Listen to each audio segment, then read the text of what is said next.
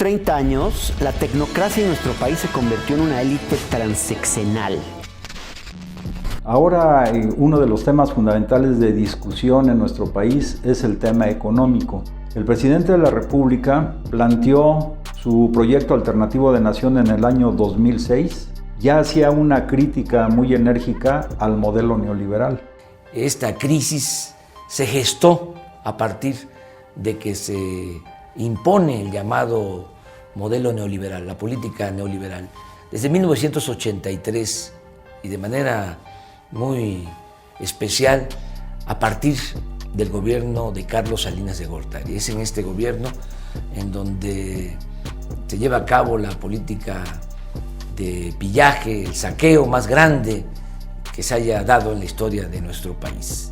Salinas entrega, como lo hemos dicho en otras ocasiones, los bienes de la nación, los bienes del pueblo a sus allegados, forma la actual oligarquía y se establece esta política de corrupción, de privilegios, esta política de injusticias, de menosprecio, de ninguneo al pueblo de México. Y eso ha seguido, pero ahora como presidente de la República, congruente y consecuente con sus opiniones, pues ha desmontado en nuestro país este régimen neoliberal. ¿Cómo lo ha hecho? Antes quiero recordar algunas palabras de Robert Lessing, que durante el gobierno de Woodrow Wilson, de 1915 a 1920, él planteaba: Estados Unidos debe abandonar la idea de poner en México un presidente norteamericano, sabiendo él que bastaría con controlar a un hombre para controlar al país, que era el presidente. Pero hay que abandonar la idea de que es un norteamericano. Él decía: México es un país extraordinario, fácil de dominar, porque basta controlar un solo hombre, el presidente. Tenemos que abandonar la idea de poner en la presidencia a un ciudadano americano, ya que esto llevaría otra vez a la guerra. La solución necesita más tiempo. Debemos abrir las puertas de las universidades a los jóvenes mexicanos ambiciosos, recalco, jóvenes mexicanos ambiciosos, y hacer el esfuerzo de educarlos en el modo de vida americana y en sus valores. Después regresarán a su país aceptando el liderazgo de los Estados Unidos, y esos jóvenes, con el tiempo, alguno de ellos llegará a la presidencia. Y sin disparar un solo tiro, y estando ya en la presidencia, harán lo que queramos y lo harán mejor y más radicalmente, y agregaría afanosamente, que nosotros. Y sus palabras se cumplieron. Fueron jóvenes ambiciosos mexicanos a estudiar a las universidades norteamericanas, entre ellos sobre todo Ernesto Zedillo. Con el de los llamados tecnócratas que apoyaban la reforma de la economía, la privatización de empresas paraestatales y el libre comercio, Ernesto Zedillo Ponce de León fue nombrado secretario de Programación y Presupuesto.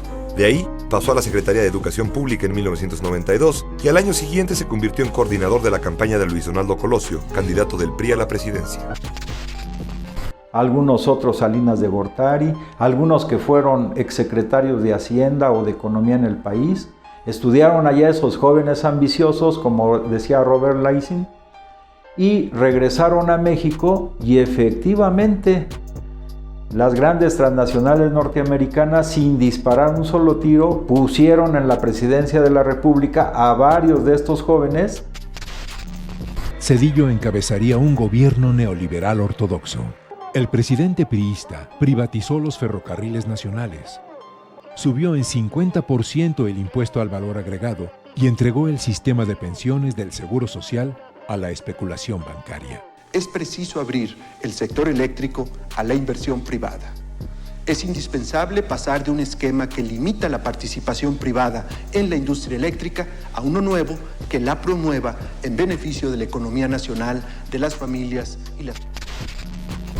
que asimilaron muy bien los valores norteamericanos, el estilo de vida norteamericana, el consumismo, el egoísmo, el individualismo, en poner por encima de todo la cuestión económica, el dinero, y lo hicieron mejor que si hubiera venido un presidente o un norteamericano a gobernar nuestro país. Claro que introdujimos medidas como privatizaciones. Es decir, traicionaron los intereses de nuestro pueblo. Y pues hay muchas muestras de ello. Por ejemplo, en el caso de Zedillo, fíjense bien, doctor en economía lo recalco. Cuando hace unos días el presidente López Obrador abordó el tema del Fobaproa, dijo que en algún momento de esta lucha platicó con Zedillo y Zedillo le decía que no habría que preocuparse porque el rescate de los bancos, el rescate de las deudas de los grandes empresarios ascendería a 180,000 millones de pesos. 180,000 millones. Pero lo que hoy debemos por el Fobaproa, nada más y nada menos que son 3 billones de pesos. Fíjense los cálculos de este doctor en economía formado en las universidades extranjeras. Le falló por 17 veces más. Hoy debemos 17 veces más. ¿Qué significa eso? Por ejemplo, si yo hago una compra y proyecto gastar 1,000 pesos y al final pago 17,000 pesos, bueno, pues digo, a lo mejor para algunos de la clase media no es mucho, pues ya 17,000 pesos, ya hice mal negocio. Ahora supongamos que entro a un negocio de 1,000,000 de pesos y finalmente termino pagando 17 millones de pesos. Ya se nota más el cambio. Pero aquí fue 180,000 millones y terminamos al momento debiendo 3 millones de pesos. 17 veces más. Pero esa deuda sigue creciendo, el Fobaproa, sus intereses siguen creciendo. Prácticamente se ha convertido en una cuestión impagable. Otro ejemplo, la deuda de México. En el momento actual es de más de 10 billones de pesos, como la dejó Peña Nieto. A él, Calderón, se la dejó en números cerrados en 5 billones. Peña Nieto la duplicó. Y a Calderón se la dejó Vicente Fox en 1.7 billones.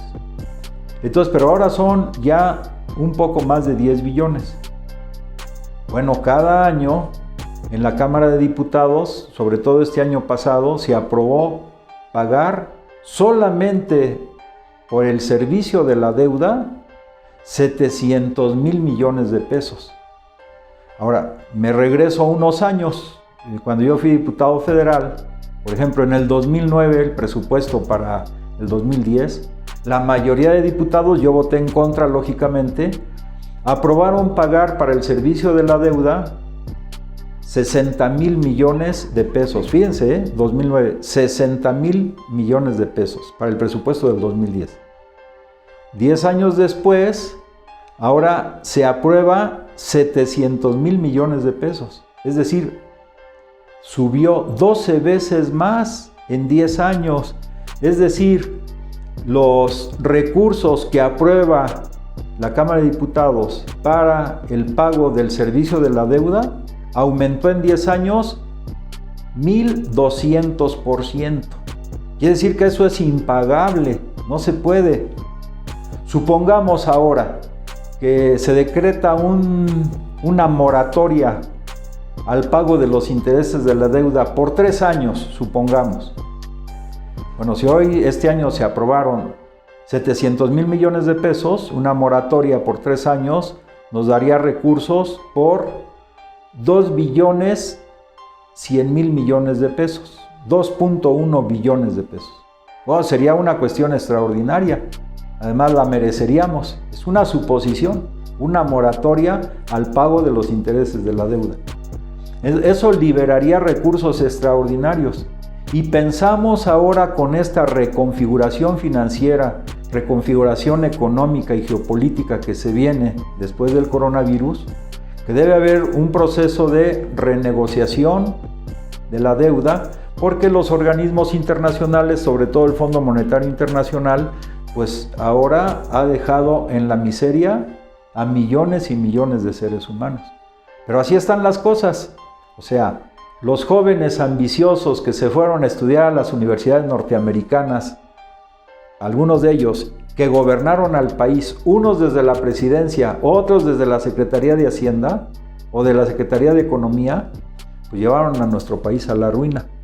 Ahora que llega a la presidencia un ser humano extraordinario que no se fue a estudiar a las universidades norteamericanas, que no es doctor en economía, pero que tiene un profundo amor al pueblo y que simplemente por hacer el análisis, porque él hizo un análisis, digamos, exhaustivo, por ejemplo, del FOBAPROA, incluso publicó un libro y con toda la información, porque ese libro aparte tiene un cassette donde vienen todos los números que se utilizaron y donde él mismo, el presidente de la República, demostraba que el FOBAPROA pues iba a ser una gran carga para el pueblo de México, como lo está haciendo. Pero fíjense, no es doctor en economía, no estudió en Estados Unidos, pero hace un análisis concienzudo, por ejemplo, en el tema económico.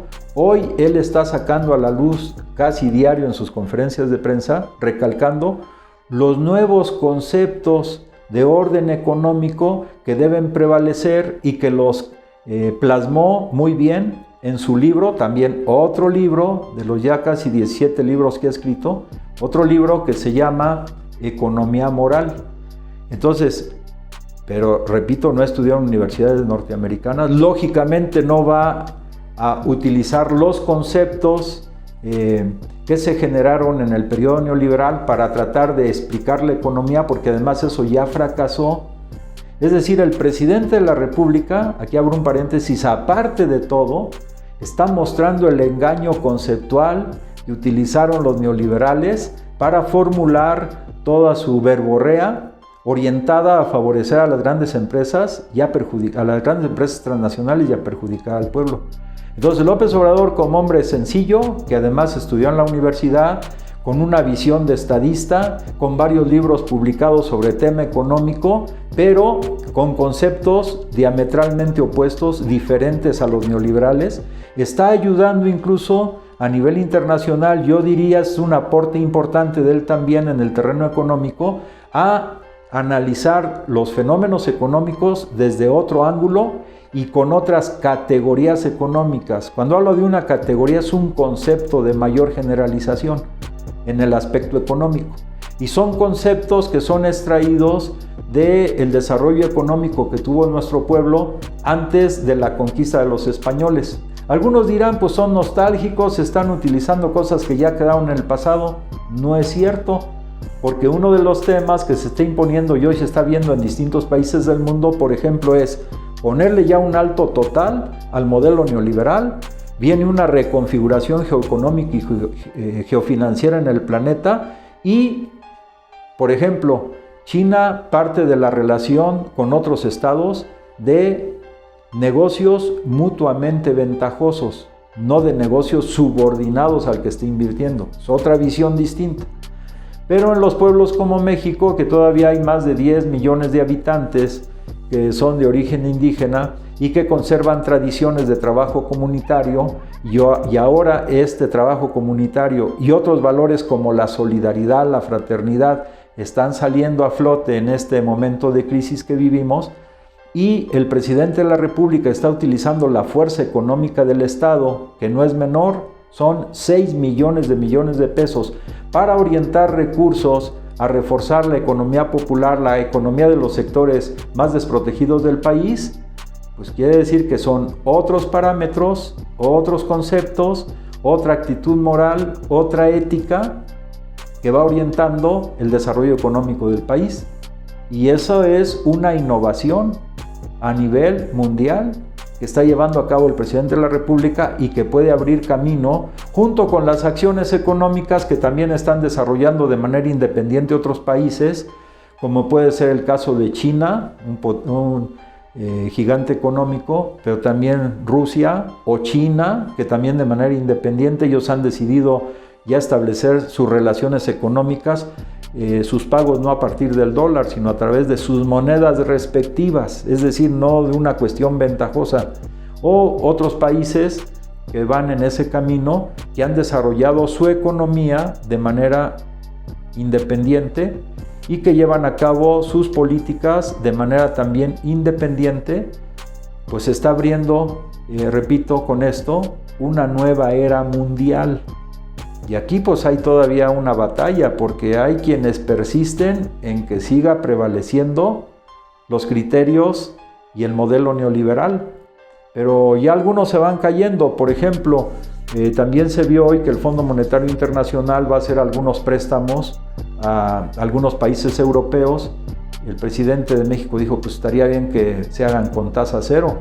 Bueno, pues en eso se va avanzando, pero ya no es el criterio anterior del Fondo Monetario Internacional, aunque sigue siendo un instrumento, que esta puede ser una medida transitoria, sigue siendo un instrumento para mantener el control financiero del mundo, que debe cambiar también, o sea, ya no es hegemónico. Quiero concluir diciendo algunas palabras que mencionó el propio presidente de Francia hace unos meses. Él decía, la hegemonía occidental ya se terminó, y lo dijo el presidente de Francia. Entonces esa hegemonía que venían manteniendo estos organismos internacionales con su modelo neoliberal, apuntalado en México por los jóvenes ambiciosos que estudiaron en Estados Unidos, que ya no repito sus nombres, pues ya se cayó. Y digamos que uno de los paladines de este nuevo orden a nivel mundial es el presidente de México, de lo cual debemos estar los mexicanos muy orgullosos. Y desde aquí concluyo diciendo y haciendo un llamado otra vez, sobre todo a los jóvenes de México que están viviendo este periodo de manera muy intensa e impactante, a los jóvenes de México que utilizan las redes, que ayuden a difundir y a defender este nuevo paradigma que, entre otros a nivel mundial, está encabezando el presidente Andrés Manuel López Obrador.